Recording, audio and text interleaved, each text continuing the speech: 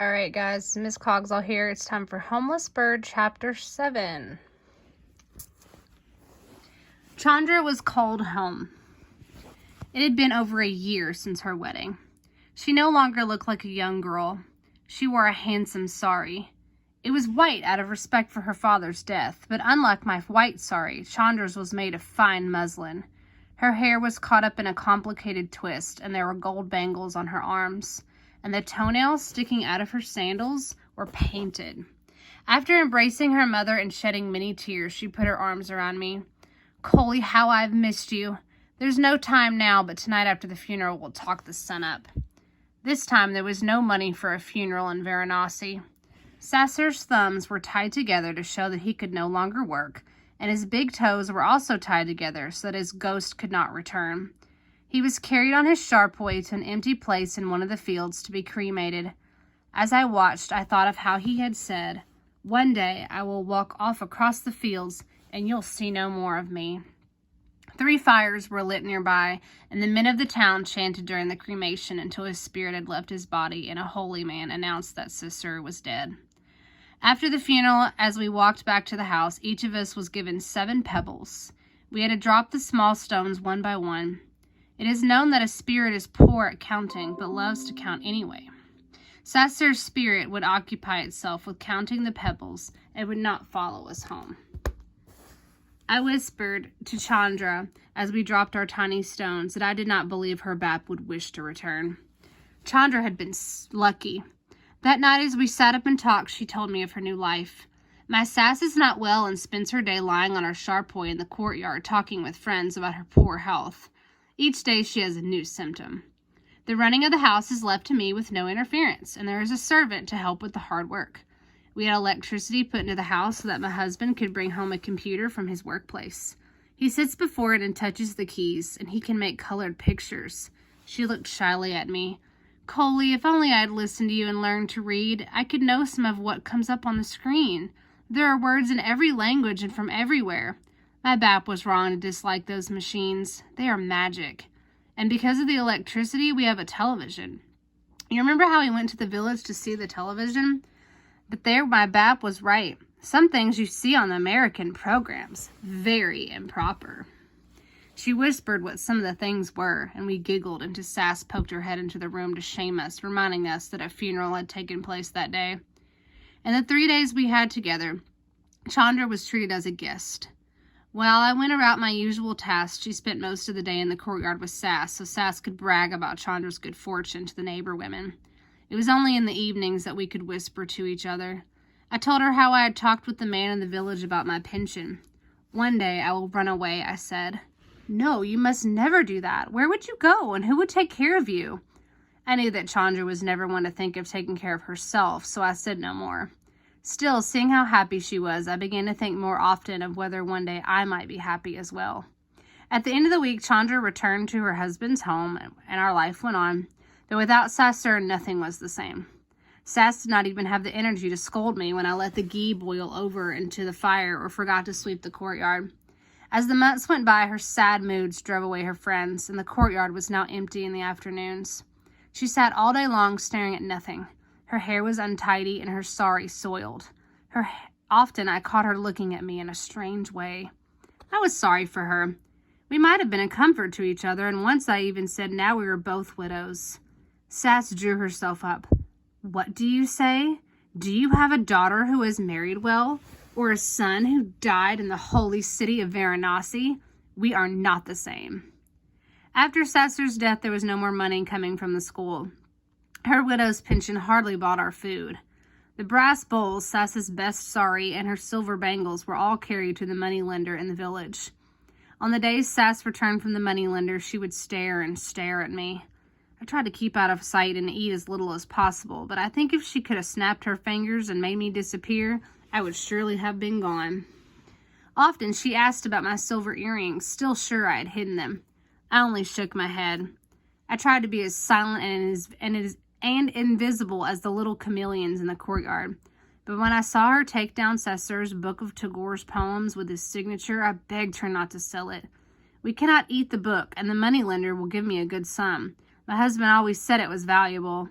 She wrapped the book carelessly in a bit of cloth and set off for the village. I stood in the road and watched until I could bear it no longer. I ran after her, my feet sending up little clouds of dust. "If I find my silver earrings and give them to you, will you give me the book?" I asked. Sass's eyes flashed. "So you have lied to me all along," she screeched. Then she thrust the book at me. "Take it and give me the earrings at once." As soon as I pried out the book and held the earrings in my hand, I saw what a foolish thing I had done. But it was too late.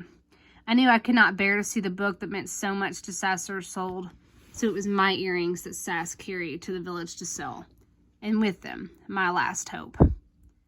One day, a letter came. Sass would not show it to me, but took it to the village for a scribe to read it to her. When she returned, Sass was smiling. "It's from my younger brother. He lives in Delhi, and he will take me in. He says he needs someone to look after his children and help with the housework." In a small voice, I asked, "Well, what will happen to me?" Sass gave me a sly look. "Oh, you will come as well. No doubt he will find something for you to do. Now I must sell the cow and the house to get money for our trip." The house with its melting mud walls and skimpy square of land brought little. Sass did better with the cow, but I was sorry to see her go, for many times when I had milked her, I had whispered my worries to her. I helped to drive the cow to the village. When it came time for Sass to buy the railway ticket, she sent me home. "There's no need for you to come along," she said. When Sass returned, the tickets were quickly put away. Sass appeared almost happy, pulling out the few remaining pots to make porous, which we had not had since Chandra's marriage. "I have an appetite," she said. And then she added with the same sly smile I'd seen so much lately, "I have a treat for you. We will stop at Verindadan on our way to Delhi. It's a holy city with a great many temples. It would be well for us to make a pilgrimage before beginning our new lives." I was excited at the thought of seeing such a holy city, but puzzled. Never before had my Sass spoken of temples. She seldom started her day with a puja to the household shrine. Perhaps I thought Sasser's death had made her think about more of such things. Still, I was uncertain. As unhappy as I'd been in my Sass's house, a thorn of sadness pricked at me when it came time to leave. I had swept the courtyard so often that every inch was familiar to me. There was the mango tree with the rope Chandra and I had swung on. There was a little garden from which I brought water to the neat rows of eggplant and okra. The river where I washed the clothes and studied my books was a friend. I could not guess how it would be to live in a large city like Delhi. I did not know how the family of Sass's brother would treat me. Because I was leaving it, my Sass's house, where for so long I'd felt unwelcome, now it seemed like home. I even said goodbye to the bandicoot, which switched its tail and twitched its whiskers at me in a friendly way. Sass said goodbye to nothing, and counted the hours until our departure. She hummed as she packed her things. I was pleased to see she took the quilt I had made in Hari's memory. The morning we were to leave, she was up before dawn, a greedy smile on her face, as if she were about to take a bite of something tasty. I made a bedroll of the quilt I had made for my dowry. A few clothes and my book of Tagore's poems went into a basket. We set out in a wagon for the railway station. I kept looking back over at my shoulder at what had been our home, but Sass stared straight ahead. At the station, we pushed our way through the crowds and past water wallas, tea wallas, and ice cream wallas. Sass paused only to buy 2 palm leaf fans, giving me one. I took it gratefully. It was the only gift she had ever given to me. By the time we struggled into the ladies' compartment of the train, all the seats were taken.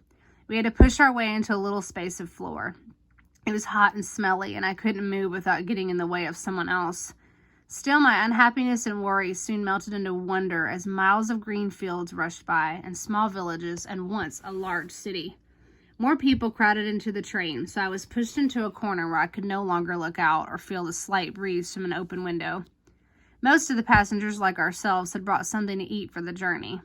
The smells of the food, along with the swaying and jerks of the train, were beginning to make me sick. Sass studied me. "You're pale, girl. You'd better get out at the next stop and take some air." At the next stop, with much complaining, Sass led me off the train. She opened her umbrella to shield us from the hot sun and walked me about.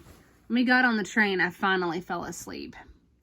When we awoke, we had reached the holy city of Verindadan. As we got off the train and I saw the crowds of people, I asked, "Where will we stay, Sass?" "I'll find a place," she said. "For now, we'll leave our things at the parcel office, so we won't have to carry them about." After we checked our baskets and bedrolls, Sass handed me my claim check and hurried me into the street, where she hailed a bicycle rickshaw. The rickshaw was decorated with small flags in bright colors. The seats were swept clean and the bicycle polished. "Take us to a temple," Sass ordered the rickshaw boy. The boy laughed. "There are 4,000 temples. Which one do you want?"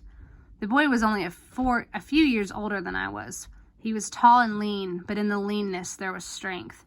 His hair was badly cut and stood up in odd tufts. There was an insolent look on his face. I admired him for not being intimidated by my sass.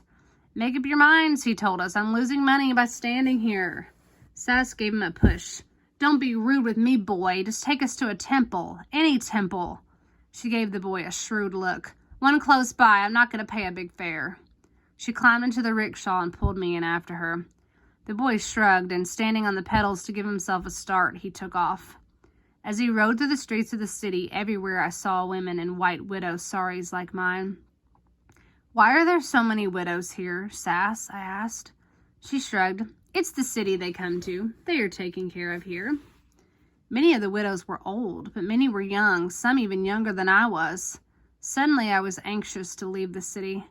"How long will we stay here, Sass?" I asked. "Only a day." I breathed a sigh of relief. However difficult my life would be in Delhi, I would not be surrounded by thousands of widows to remind me that my life, like theirs, was over. The boy stopped his rickshaw and held out his hand. 4 rupees, he demanded. Sass glared at him. "You take us for country folk who know no better? 2 rupees is enough." The boy ran after us, complaining so loudly that Sass grudgingly gave him the other 2 rupees, and as he turned away, he gave me an impudent wink. The temple was filled with chanting widows in white saris. Some looked peaceful, almost joyful. Others looked thin, hungry, and miserable, as if they wished they were somewhere else. Their hunger reminded me of my own. Our food on the train had lasted only until breakfast. As if she could read my mind, Sass said, "Here's a 50 rupee note. Go ahead and find us some food. And don't settle for the first vendor you see. I'll wait in the temple where it's cool. Mind you don't lose the change." I clasped the money tightly in my hand, afraid someone would take it from me. Sass had never before trusted me with so much money. Keeping my eye on the temple to be sure I would not be lost, I went by 2 vendors before I found one with samosas that looked both clean and tasty. I asked the price and counted my change twice. Holding 2 samosas in one hand and the rupees I had received in change in the other, I hurried back to the corner of the temple where I had left Sass. She wasn't there. While I waited for her to return, I ate my samosa. I could not imagine where she had gone. Finally, I decided she was looking for a place for us to stay. Still, I felt little shivers of fear. I tried not to worry. The temple was cool and the sound of the chanting peaceful. Now that my stomach was satisfied, I felt a little better. I waited for an hour and then another hour. The chanting never stopped. Somehow I believed as long as the chanting went on, I had nothing to worry about. It would only be a matter of time before Sass would return for me and all would be well. It was nearly dusk when the chanting stopped. The second samosa had been eaten long ago. The widows in their white saris stole silently from the temple. A terrible panic came over me. I rushed from the temple. I didn't know where to start looking for Sass. I was used to our small village. The streets of Verindadan were like an overturned ant's nest. I wondered if I had misheard Sass. Perhaps she had changed her mind about staying in Verindadan. Maybe she had told me to meet her back at the railway station. I stopped at one of the widows and asked for directions to the station. She looked at my white widow sari. I thought I saw a look in her look, pity, and something more frightening, a look of kinship. Though the sun was setting, it was still hot, as if some invisible sun were beating down on me. Beads of perspiration formed on my forehead and my upper lip and ran down my face. My sari clung to me. Shops and businesses were closing and the streets were becoming moving rivers of people pushing against one another. Twice more I had to stop someone to ask directions. Each time there was a pitying look on the face of the widow I asked. It was nearly dark when I finally arrived at the station, where passengers waiting for the morning trains were cooking their suppers on small stoves. Some were already stretched out on mats. I quickly made the rounds of the station, but Sass was not there. I went to the parcel counter where we had checked our things and got my basket and bedroll. "Did the woman who was with me come for her things?" I asked. but the attendant who had come on duty knew nothing of Sass. At the entrance to the station stood a line of rickshaws. I had 47 rupees tied up in my sari, but I could not waste them on a rickshaw. And anyhow, I would not know where to go. In the line, I saw a rickshaw with small flags, and next to it stood the boy with the wayward hair. I felt a great relief in seeing someone in the city I'd seen before, someone I almost knew. I hurried towards him. "Have you seen my Sass?" I asked him. He stared at me for a long while as if he were trying to remember me. "Oh, yes," he said with a bitter smile. "I was back here when she returned. She tried to cheat her new driver just as she cheated me. If she came back, where is she now?" "On the train. I saw her get on the train to Delhi. It wasn't an hour after I had taken you to the temple."